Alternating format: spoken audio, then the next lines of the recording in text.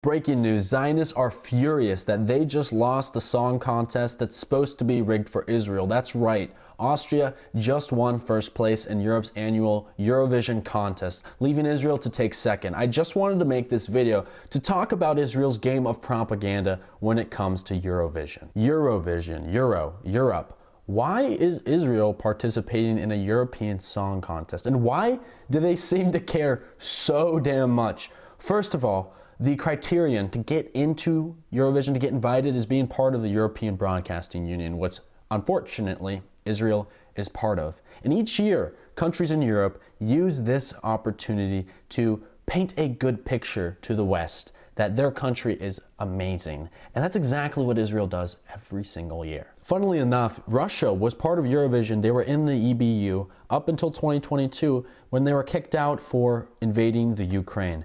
But Israel's still in it. I wonder how they manage while committing a genocide. I guess Russia must be way worse. Although I'll hand it to Israel. Although they're not part of Europe technically, they do have a country full of Europeans. But enough with the jokes, let's get to the meat of this. Every single year, Israel tries to boost their country's performance in Eurovision because they want to look good to Europe. They use government funds to pay for votes. They pay for ad spending, which is technically against the rules, but who cares?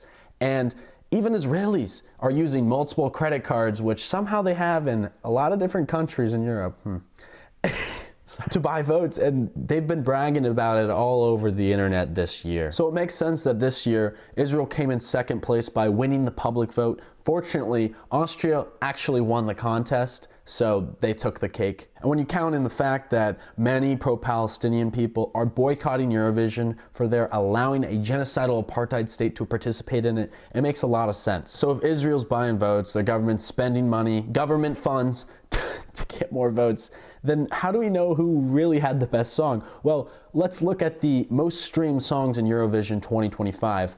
And where's Israel? Oh, that's right. They didn't even come close to being on this list because nobody actually likes their song. But actually at Eurovision, the people there seemed to like Israel's performance so much that the organizers had to replace the audio with AI-generated cheers.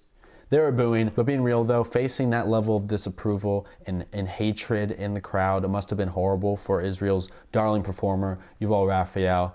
The suffering she must have faced makes the suffering of the family she burned in Gaza alive while she served in the IDF pale in comparison. But Yuval's someone who really appreciates her history. She posed in a photo emulating the founder of modern Zionism, Theodor Herzl, on the riverbanks in Switzerland. Theodor Herzl's work directly led to this ongoing Nakba and led to this genocide. His work created the apartheid system of Israel and caused unimaginable suffering on the people in the Middle East. I do want to mention that a few European countries like Belgium and Spain displayed disclaimers before Israel performed in Eurovision, denouncing the Palestinian suffering and genocide that they are facing under Israel. But unfortunately, Eurovision is probably going to fine them for doing such a thing. How horrible, I know.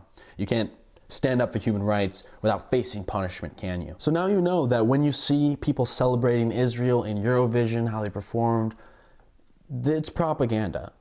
The Zionists want to use Eurovision to make their apartheid state look good. If you argue with them about it, this is the people you're arguing with. Anyways, I'm actually serious this time. Israel should not be in Eurovision. They should be banned, just like Russia. They're an apartheid state. They're carrying out genocide.